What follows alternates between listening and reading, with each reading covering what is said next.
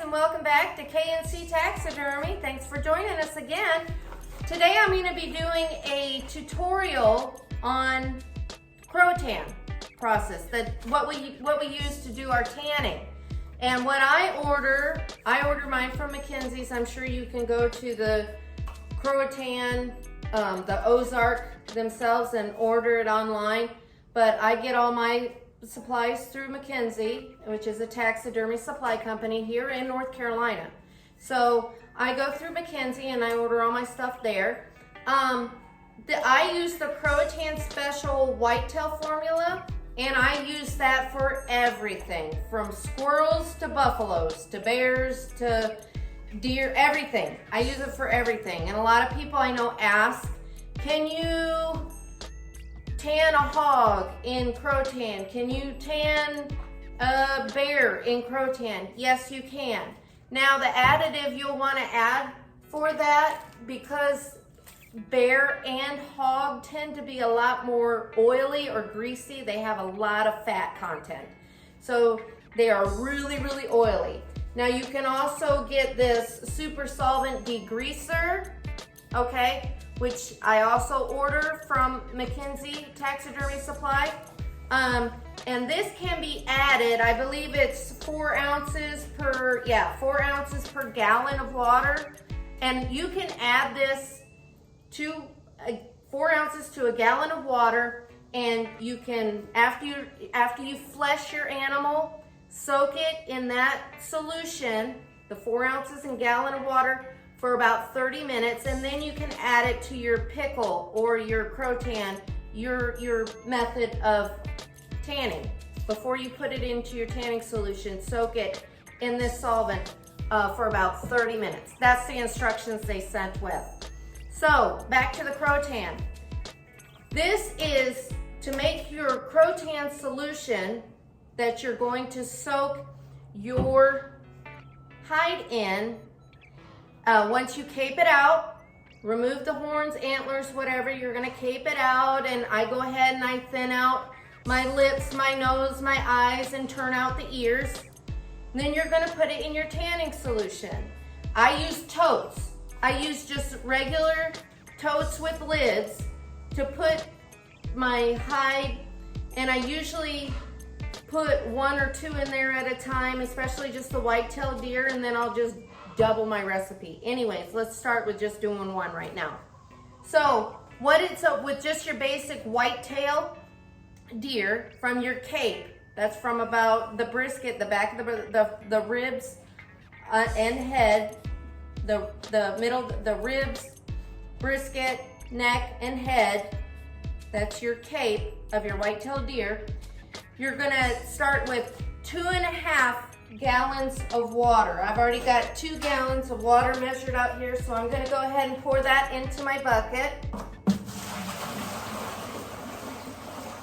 There's 2 gallons, and then I've got a 1/2 gallon measured out here, so I'm gonna add that.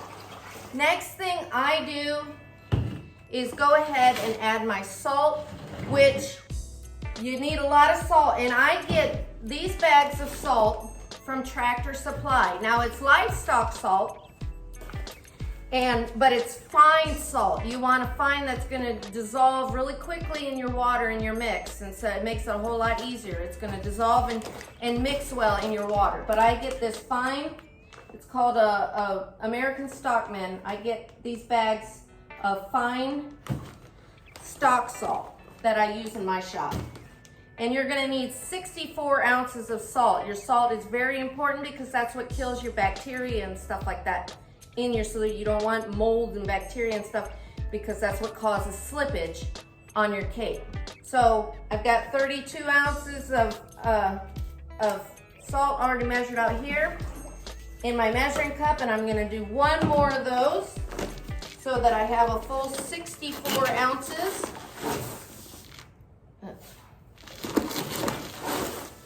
Like I said, this is one of the most important parts, is your salt.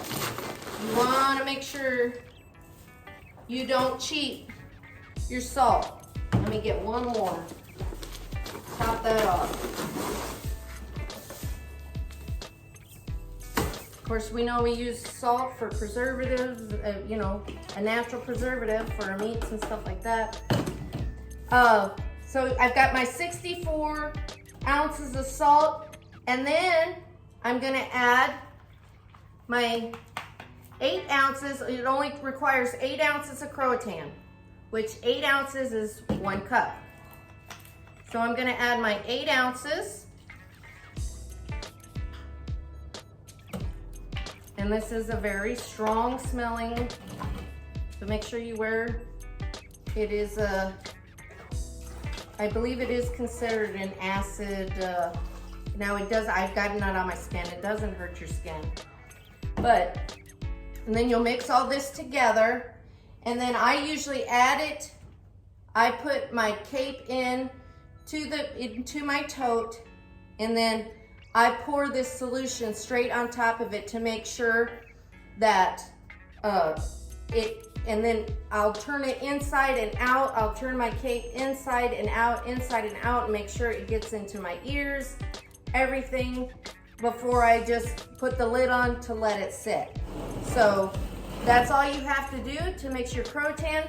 Now when you do order your KROWTANN, they will send you the instructional sheet as far as your deer and hog cape is what we did, the 2.5 gallons with the 64 ounces of salt and the 8 ounces of KROWTANN.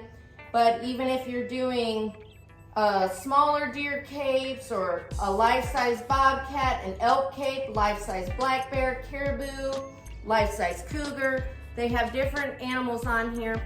Now this one I'm mixing up, I'm going to be continuing the work on the Oryx. So even if you have an exotic animal or something, I just usually I use this as a reference. I'm like, okay, an Oryx is about the same size, weight of a white-tailed deer, a good sized white-tailed deer. So I will use the same measurements and solution mixture for an Oryx as I would a white-tailed deer.